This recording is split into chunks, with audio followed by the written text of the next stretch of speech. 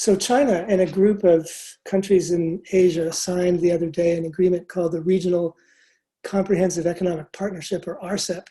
RCEP is interesting and important from the US perspective, partly because it's so big. It's 1/3 of the population of the world. It's about 30% of global GDP. Whoever sets the rules for trade in the Asia Pacific will ultimately be setting the rules for global trade across the board. RCEP is also interesting because it is a Chinese proposal for how to organize trade in the Asia Pacific. The United States put forward a proposal. It was called the Trans-Pacific Partnership, which of course was not prospering before the United States Congress in 2015, and the Trump administration withdrew from it in the beginning of 2017. So the fact that the Chinese persisted with RCEP and have now succeeded in getting a dozen other countries in Asia to sign up to the Chinese concept for free trade is important. It means China is occupying a space that for the last century has been occupied by the United States, and the United States is failing to occupy that space.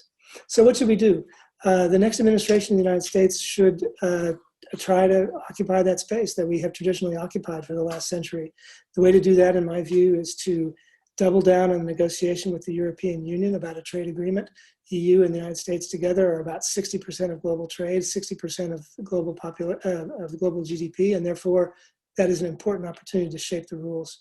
We should also work hard to get a good agreement with the United Kingdom, which, although is a small economy, once it leaves the EU, it's still an important global financial center and an important part of setting the rules for global trade. So there are opportunities for us to resume our traditional role of leadership in the trade space, but others are filling the gap that we have left, and it is on us to figure out how to get back into the game.